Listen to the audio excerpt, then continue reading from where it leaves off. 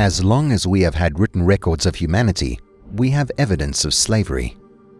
From ancient civilizations to modern day, humans have always subjugated and enslaved one another, whether it's because of the color of our skin, our wealth, where we were born, or simply due to who's in charge. There have always been instances of slavery across every single country and culture. Humans are the worst. Welcome to A Day in History. Don't forget to check out Part 1 in our History of Slavery series, The Origins of Slavery. We already covered the first recorded instances of slavery in law in Part 1. So, in Part 2, we're going to be looking from ancient civilizations up to modern day. Before we delve into the history, let's look at how we define slavery. Slavery is the loss of personal freedom and rights of any individual to another. This is a broad definition. The history of slavery and its perception can be divided, largely speaking, into two categories: before and after the transatlantic slave trade. In the ancient world, slavery was seen a little differently to today. Civilizations such as the Greek, Egyptians, Romans, Vikings, and Chinese dynasties, amongst others, had slaves who largely slotted into one of four categories: chattel, bonded, forced labor, or sexual slavery. Chattel slavery is among the most recognizable forms of slavery. These were individuals wholly owned by another person as their property.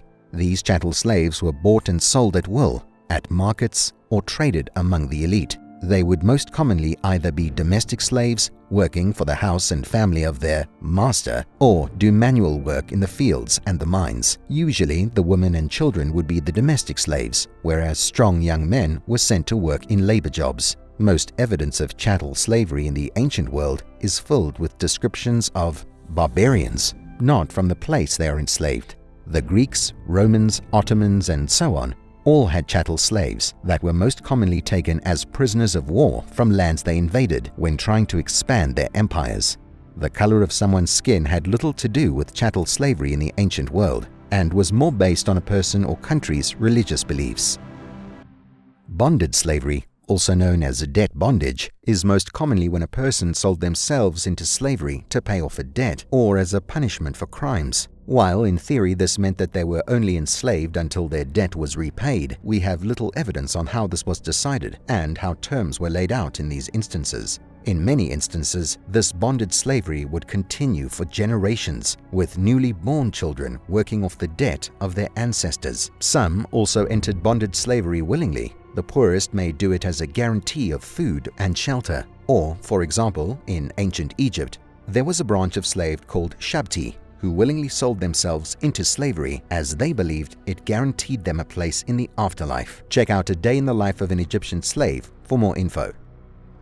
Forced labor in the ancient world referred to those forced into jobs that they weren't paid for and did not choose themselves. This was usually something like conscription into an empire's army or serfdom. For example, the Ottomans had a system of conscription called corvée, where young boys taken as blood tax during wars would be circumcised, converted to Islam, and be trained and whipped into shape as part of a highly focused group of elite soldiers called the Janissaries. For more information on the Janissaries, check out our video, A Brief History of Slavery in the Ottoman Empire, or in ancient Egypt and ancient Greece, where the government would force workers into military expeditions, or the corvée labor system, where they would be expected to help with government projects like mining, quarrying, or construction. Sexual slavery refers to women and children who were taken as slaves purely for sexual purposes. This could be bearing children for their masters, to being used for their pleasure, to being forced into prostitution. When these ancient civilizations expanded to other lands, they found people who looked exotic and different to their own, and such women were frequently taken from their homes with the sole purpose of forcing them into prostitution or marriage, or simply so that they were available whenever their masters desired.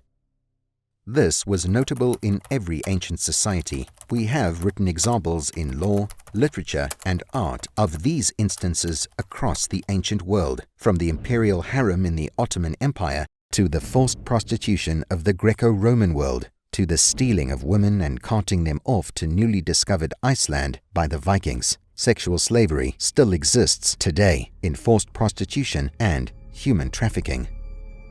All these empires had both private and state-owned slaves and, on many occasions, continued to employ slavery throughout their empire's reign. It was much later that we see the first shifts of opinion on slavery. It could be suggested that Cyrus the Great, first king and founder of the Achaemenid Empire, also known as the First Persian Empire, was also the first to free slaves on moral grounds. In 539 BC, Cyrus the Great invaded Babylon and conquered the city. According to ancient law laid out on what we now know called the Cyrus Cylinder, as part of his conquest, he declared he had freed inhabitants from their yoke. Some historians have taken this to mean he was the first man to free the slaves. But it has since been argued that this is really ambiguous and could simply mean that he was freeing citizens from their alleged oppressors by conquering the city, rather than be a reference to slavery at all. The first actual definitive abolition of slavery came almost 1500 years later, in the Middle Ages. Throughout the next 1000 years, there were attempts to abolish certain types of slavery here and there.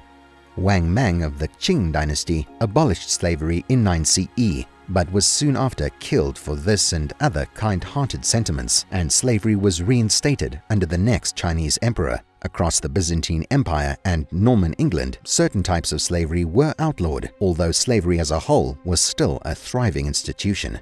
It wasn't until the 12th century that we see a country move completely away from slave owning. That was Norman England, led by William the Conqueror. Throughout the 100 years prior, slavery was a declining institute in England, largely replaced by serfdom, the practice of working without pay for a lord under a feudal system. But that too was abolished in 1100.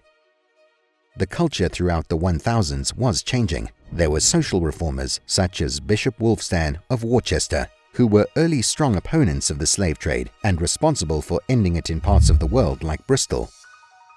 By 1102, the Council of London, the most important ecclesiastical council in England, condemned slavery, stating, "Let no one dare hereafter to engage in the infamous business prevalent in England of selling men like animals." By the end of the 12th century, slavery in England was a thing of the past.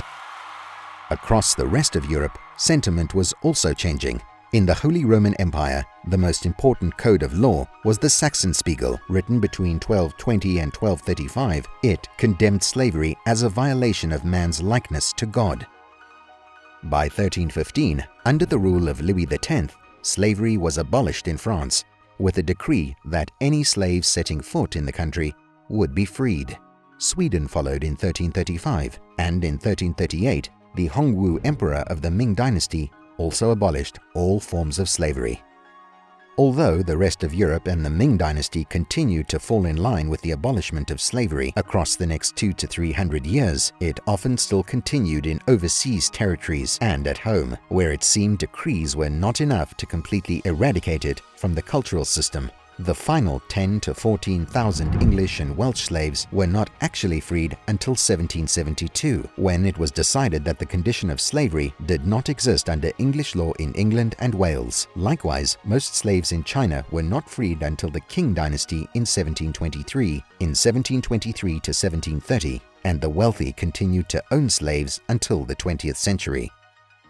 One of the most major acts regarding the abolition of slavery took place in the British Empire in 1807. The Abolition of the Slave Trade Act completely prohibited the trade and capture of slaves across the British Empire, which at this point was a vast chunk of the world. What the act didn't do, however, was abolish the practice of slavery completely.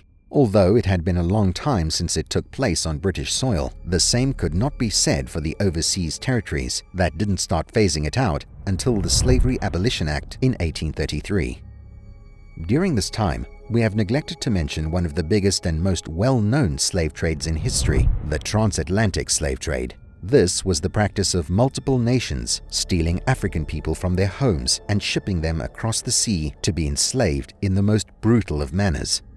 When most think of the transatlantic slave trade, they think of the horrific treatment of African people by slave traders, stealing them from their homes and forcing them into voyages across the New World to America, where they would experience the very worst of humanity. From the 16th to the 19th century, the transatlantic slave trade was the most prominent in the world. But it would be remiss not to mention that America was not the only nation involved in this trade. Europeans were heavily involved, particularly in the earlier centuries.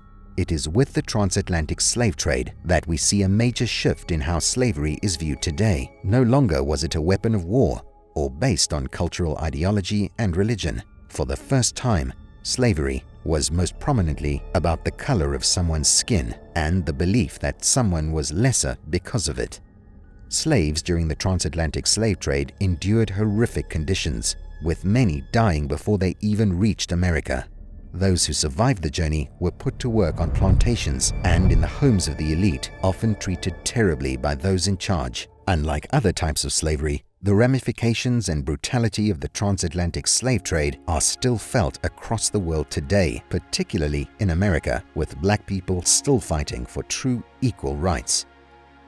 Everyone is familiar with the concept that Abraham Lincoln freed the slaves in America in 1865 with the Emancipation Proclamation, but it might surprise some to know that the first time abolishment was brought up in Congress was by Thomas Jefferson in 1806, when he called for the criminalization of the international slave trade as he saw it as a violation of human rights. Ironic, considering he owned slaves himself. Over the next century and across the world, countries that had not abolished slavery fell in line, drawing up acts and laws that prohibited the practice. Those that had already got laws abolishing slavery sought to tighten and enforce them. In 1904, prominent European countries all signed the International Agreement for the Suppression of the White Slave Traffic, targeting the illegal trafficking of white people, although black people and other ethnicities were noticeably absent from this act. In 1926, the first global act against slavery took place. The League of Nations, the United Nations predecessor, commissioned the 1926 Slavery Convention, or the Convention to Suppress the Slave Trade and Slavery, designed specifically to suppress and abolish any remaining slaver or slave trade the world over. Over the next 60 years, each country slowly ratified it into law. In 1956, the United Nations built upon the original treaty, creating the Supplementary Convention of the Abolition of Slavery, which is still in effect, promising to abolish slavery and forced labor the world over. From there, slavery continued to be criminalized the world over until modern day. Today, we'd like to say the slave trade is a thing of the past. Sadly, that's not true. Although what slavery looks like and its definition has changed slightly over the centuries, an enslaved person is someone who is still forced to work for and is owned by another. Under this definition, across the world, there are still instances of children forced to work in sweatshops, women trafficked, and forced prostitution. Whew, that was heavy. If you're looking for something a bit lighter, check out how much humans stank throughout history.